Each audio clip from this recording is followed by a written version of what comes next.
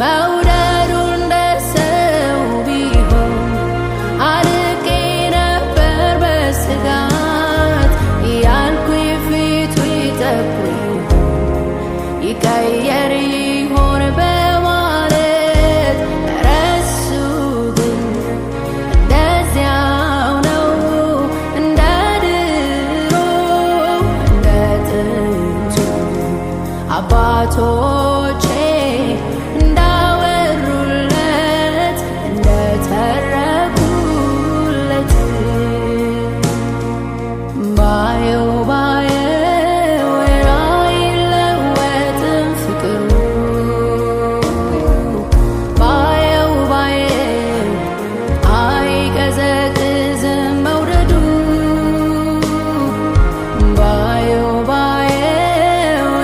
አይለወጥም ክብካቤው